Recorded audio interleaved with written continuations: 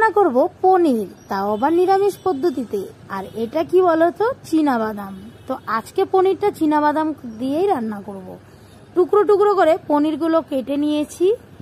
এবার তেলটা গরম হয়ে গেছে, দিয়ে দিলাম জিরা ফোড়ন। জিরা ফোড়ন দেওয়ার পর দুটো দারচিনি দিয়ে দিলাম। দারচিনিটা দিয়ে এই যে এখানে মশলা বেটে রেখেছি, আদা, জিরা, কাঁচা লঙ্কা, সেই বাটাটা দিয়ে দিলাম তেলের মধ্যে। সঙ্গে কিন্তু ধনেও দিয়েছি।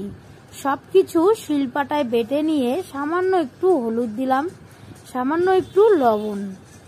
এই রান্নায় কিন্তু হলুদের পরিমাণটা একদম কম লাগবে। তো চীনাবাদামটা মিক্সচারে পেস্ট করে নিয়েছি। এবার এই কাঁচা গন্ধটা যতক্ষণ না মশলার চলে যাচ্ছে ততক্ষণ মশলাটাকে ভাজতে থাকবো। মশলার কাঁচা গন্ধ চলে যাওয়ার পর চীনাবাদামটা দিয়ে দিলাম। মনে রাখবেন, চীনাবাদামটা যখন দেবেন গ্যাসের ওভেনটা কিন্তু একদম লো ফ্লেমে থাকবে। এভাবে এখন লাগাতার কষাতে থাকবো, না হলে কিন্তু নিচে লেগে যাবে। তো যাই হোক, এদিকে দেখো মশলাটা কিন্তু খুব সুন্দর তেল ছেড়ে দিয়েছে। এভাবে ভাজতে থাকবো। তো খুব সুন্দর কালারটাও এসছে। আর এই রান্নায় একটু হলুদের পরিমাণটা কম লাগে, তবু আমার ক্ষেত্রে একটু বেশিই পড়ে গেছে মনে হলো। তো যাই হোক, এবার একটুখানি চিনি দিয়ে দিলাম, টেস্টটাকে ব্যালেন্স রাখবে। আর এদিকে দেখো মশলাটা কিন্তু খুব সুন্দর কষে গেছে চীনাবাদামটা। তো চলো এভাবে কষাতে কষাতে দেখবে তেলটা একদম ছেড়ে দিয়েছে। দেখুন একদম চীনাবাদামটা কিন্তু ছাড়া ছাড়া হয়ে গেছে, একদম কড়াইয়ে একটু লাগা লাগা ভাব এসছে। এই যে দেখো তেলগুলো সাইড দিয়ে ছেড়ে দিয়েছে। এবার আর একটু নাড়াচাড়া করে দিয়ে দেব জল। তো চলো এবার আমি জলটা এর মধ্যে দিয়ে দিলাম।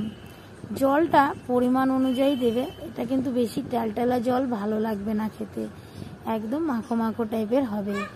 তো এখানে দেখো জলটা ফুটে গেছে। এবার আমি পনিরগুলো দিয়ে দেব, কাঁচা পনিরটা দিয়ে দেব। এই যে পনিরগুলো দিয়ে দিলাম। এভাবে এক এক করে সমস্ত পনির দেওয়া হয়ে গেছে। এবার 10-15 মিনিটের জন্য ঢাকা দিয়ে রেখে দেব, পনিরটা একটু সিদ্ধ হয়ে যাবে। এবার দিয়ে দিলাম নামানোর আগে একটু গরম মশলা। গরম মশলাটা দিয়ে আর একটু ঢাকা দিয়ে দিলাম। এবার দিয়ে দিব নামানোর আগে সামান্য 1 চামচের মতো ঘি। তো আমার রান্না তো কমপ্লিট হয়ে গেল এখানেই। ঘিটা দিয়ে ভালো করে একটু নাড়াচাড়া করে গ্যাসের ওভেনটা বন্ধ করে দিলাম। গ্যাসের ওভেনটা বন্ধ করে দিয়েছি, এখন তরকারিটা নামিয়ে দেব। তো দেখুন আমার তো পনির চীনাবাদাম দিয়ে পনিরের রেসিপি রেডি হয়ে গেল। রেসিপিটা কেমন লাগলো কমেন্টের মাধ্যমে অবশ্যই জানিও। টাটা।